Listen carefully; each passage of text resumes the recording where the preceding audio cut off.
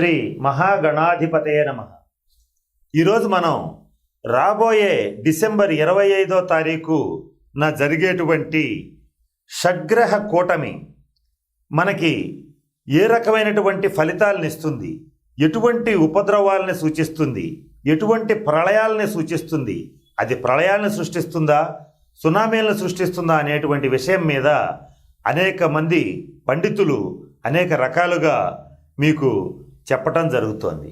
ఈ విషయం మీద పూర్తి స్థాయిలో మీకు ఈ రోజున నేను క్లారిటీగా చెప్పటం అనేటువంటిది జరుగుతుంది. అంటే రేపు రాబోయే డిసెంబర్ 25, 2019వ సంవత్సరంన 25వ తారీఖు సాయంత్రం 5:04 చంద్రుడు వృశ్చిక రాశిలోంచి ధనుసు రాశిలో ప్రవేశించడంతో, అంటే జ్యేష్ఠ నక్షత్రంలోంచి మూలా నక్షత్రంలోకి ప్రవేశించడంతో మనకి ధనుసు రాశిలో రవి, చంద్ర, బుధ, గురు, శని, కేతువులు అనేటువంటి 6 గ్రహాలు ఒకే రాశిలో సంచరించటం జరుగుతోంది. అది ఎప్పటిదాకా ఉంటుందంటే 27వ తారీఖు డిసెంబరు రాత్రి 11:55 వరకు ఈ 6 గ్రహాలు ధనుసు రాశిలో సంచరిస్తున్నాయి. అయితే ఎన్నో వందల సంవత్సరాల తర్వాత జరిగేటువంటి ఈ అద్భుతమైనటువంటి విషయం ఏదైతే ఉందో, ఈ షడ్గ్రహ కూటమి అనేటువంటిది ఎటువంటి ఫలితాలని ప్రపంచం మీద చూపిస్తుంది, ఎటువంటి ఫలితాలని వ్యక్తిగత జీవితాల మీద సూచిస్తుంది, ఎటువంటి ఫలితాలని దేశాల మీద, దేశాధిపతుల మీద, రాజకీయ నాయకుల మీద, ప్రముఖుల మీద చూపిస్తుంది అనేటువంటి విషయం గురించి ఇప్పుడు మీకు కూలంకషంగా తెలియచేస్తాను.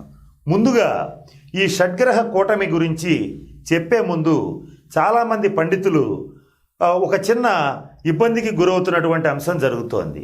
ఇక్కడ మనం గమనించుకోవాల్సిన అంశం ఏంటంటే, ఇంతకు ముందు కూడా చాలా కాలం పంచగ్రహ కూటమి, చతుర్గ్రహ కూటమి అనేక రకాలుగా వచ్చిన సందర్భాలు ఉన్నాయి. అయినా అప్పుడు ఏ రకమైనటువంటి ప్రమాదం జరగలేదా అంటే జరిగిందనే చెప్పాలి.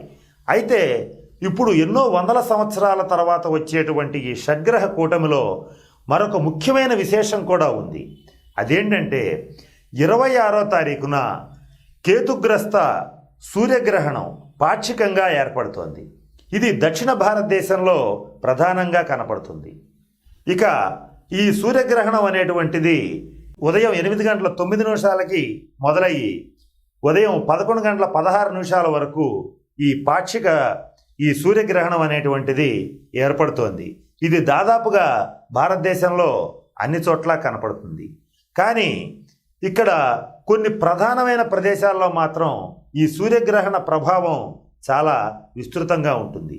ఈ సూర్యగ్రహణం గురించి ఎందుకు ప్రస్తావించడం జరిగిందంటే, ఈ సూర్యగ్రహణం రోజున, అంటే ఈ సూర్యగ్రహణం జరగడంతో పాటుగా ఈ షడ్గ్రహ కూటమి జరగటం అనేటువంటిది ఒక అద్భుతమైనటువంటి, ఈ కొన్ని వందల సంవత్సరాల తర్వాత జరిగేటువంటి ఒక మహాద్భుతమైన విషయంగా చెప్పబడుతోంది.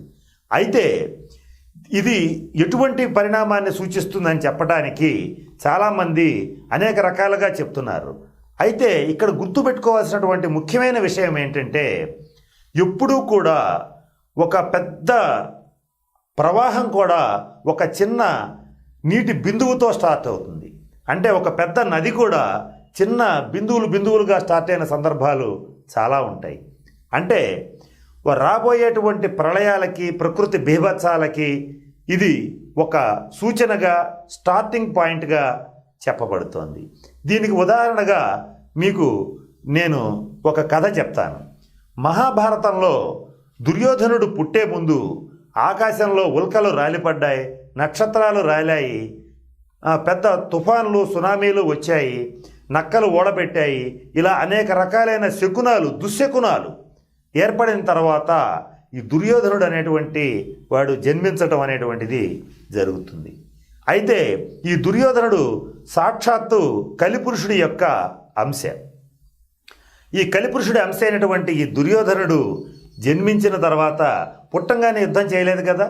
అతను పెరిగి పెద్దవాడైన తర్వాత అతని దుష్టమైన ఆలోచనల వలన కొన్ని అక్షోహిణీల సైన్యం, అంటే కొన్ని వేలు లక్షల మంది చనిపోవడానికి, అలాగే కురువంశం నాశనం అవటానికి, ఎన్నో దుర్మార్గాలకి కారకుడైనటువంటి దుర్యోధనుడు పుట్టినప్పుడు అటువంటి గ్రహస్థితి, అటువంటి ప్రకృతి బీభత్సాలు అనేటువంటివి సంభవించినాయి.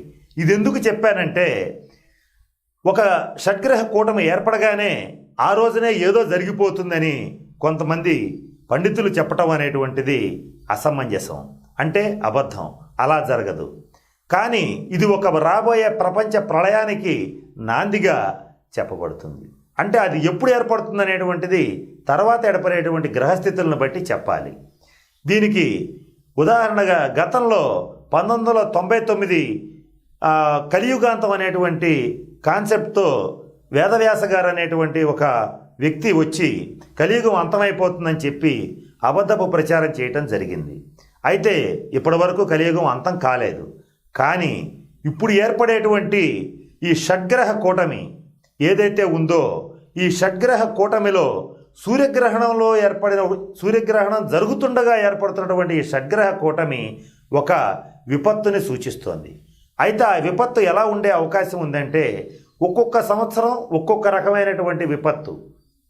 అంటే కొంతకాలానికి, అంటే గ్రహస్థితులు మారినప్పుడల్లా ఒక్కొక్క విపత్తు జరిగేటువంటి పరిస్థితి స్పష్టంగా గోచరిస్తుంది. ముఖ్యంగా ఒక 2-3 సంవత్సరాల తర్వాత, అంటే ఈ గ్రహ కూటమి సూర్యగ్రహణంలో ఏర్పడినప్పుడు ఆకాశంలో ఖచ్చితంగా ఒక ఉల్కలు కానీ అలాగే ఆస్ట్రాయిడ్స్ కానీ ఏర్పడి అవి భూమిని ఢీకొట్టడానికి ప్రయత్నం చేసేటువంటి పరిస్థితి ఉండే అవకాశాలు ఉన్నాయి. దాని రీత్యానే కొన్ని సంవత్సరాల తర్వాత, అయితే అది వెంటనే ఢీకొట్టడం అనేది జరగదు, కానీ ఈ గ్రహ సంచారంలో ఈ మార్పులు జరిగినప్పుడు ఖచ్చితంగా ఒక చిన్న సైజు ప్రళయానికి నాంది చేసేటువంటి ఒక ఉల్క కానీ ఒక ఆస్ట్రాయిడ్ కానీ భూమిని ఢీకొట్టడానికి ఒకటి కక్ష్య తప్పి, అంటే అవి తిరిగేటువంటి కక్ష్యల్లో ఒక ఆస్ట్రాయిడ్ వాటి కక్ష్యని దాటి భూమి వైపుకి దూసుకురావడానికి ప్రయాణం అనేటువంటిది మొదలుపెట్టడం జరుగుతుంది. అయితే అది అంతరిక్షం నుంచి భూమిని చేరడానికి కొంతకాలం పడుతుంది. ఆ పట్టినప్పుడు ఈ గ్రహ గమనాలు మారుతూ ఉంటాయి. ఆ మారినప్పుడు మాత్రమే ఈ ప్రపంచ ప్రళయాలు ఏర్పడతాయి. అయితే ఈ కాంబినేషన్లో ముఖ్యంగా సూర్యగ్రహణం ఏర్పడటం వలన దక్షిణ భారతదేశంలో అనేక రకాలైనటువంటి మార్పులు చోటు చేసుకుంటాయి. ఈ షడ్గ్రహ కూటమి, ఈ సూర్యగ్రహణం, చాలామంది ఈ సూర్యగ్రహణాన్ని మినహాయించి పట్టించుకోకుండా షడ్గ్రహ కూటమి మీదే ఆలోచన చేస్తున్నారు. కానీ అది సూర్యగ్రహణంతో పాటు ఏర్పడినటువంటి షడ్గ్రహ కూటమి కనుక దీనిలో మరింత విస్తృతమైనటువంటి సమాచారం నిక్షిప్తమై ఉంటుంది. ముఖ్యంగా ఈ సూర్యగ్రహణంతో కూడినటువంటి ఈ షడ్గ్రహ కూటమిలో ప్రభావితమైనటువంటి ప్రదేశాలుగా కొన్ని ప్రదేశాలు ఉన్నాయి. అవేంటో ఇప్పుడు మీకు స్పష్టంగా చెప్తాను. United Arab Emirates, Muscat, Sri Lanka, Jaffna, ఉత్తర సుమిత్రా దీవులు, Oman, Kuala Lumpur, Singapore, Karnataka, Kerala, Tamil Nadu.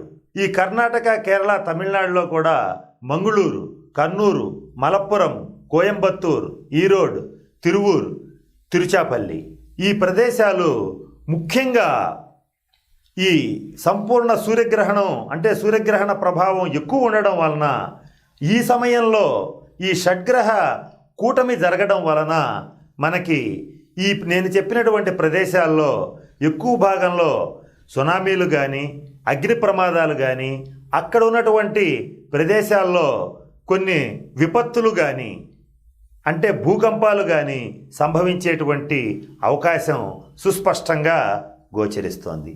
అయితే దీంట్లో ముఖ్యంగా గమనించవలసిన అంశం ఏంటంటే, ఇందాక నేను చెప్పినట్లుగా ఒక ప్రమాదం ఒక చోట పుడుతుంది. పుట్టేటువంటి సమయంగా ఇది ఈ డిసెంబర్ 25వ తారీఖు 12, అంటే డిసెంబర్ 25వ తారీఖు సాయంత్రం 5:04 నుంచి డిసెంబర్ 27వ తారీఖు రాత్రి 11:55 లోపు ప్రపంచాన్ని కొద్దిగా ఇబ్బంది పెట్టే, అలాగే ప్రళయాలని, విపత్తుల్ని సృష్టించేటువంటి ఒక ఉల్క కానీ, ఆస్ట్రాయిడ్ కానీ, ఇటువంటి సునామీ కానీ, ఇటువంటిది ఏర్పడేటువంటిది, మొదలయ్యేటువంటి అవకాశం స్పష్టంగా గోచరిస్తోంది. అయితే దీని రీత్యా జరగబోయేటువంటి సంఘటనలు ఎలా ఉంటాయి, ఈ షడ్గ్రహ కూటమిలో ఏ రాశుల వాళ్ళకి ఎటువంటి ప్రభావం చూపిస్తుంది, ఈ షడ్గ్రహ కూటమిలో సూర్యగ్రహణం ఏర్పడినటువంటి పరిస్థితుల రీత్యా ఏ రాశుల వాళ్ళ జీవితాలు ఎలా ఉంటాయి అనేటువంటిది మనం తర్వాత వీడియోస్లో తెలుసుకుందాం. స్వస్తి.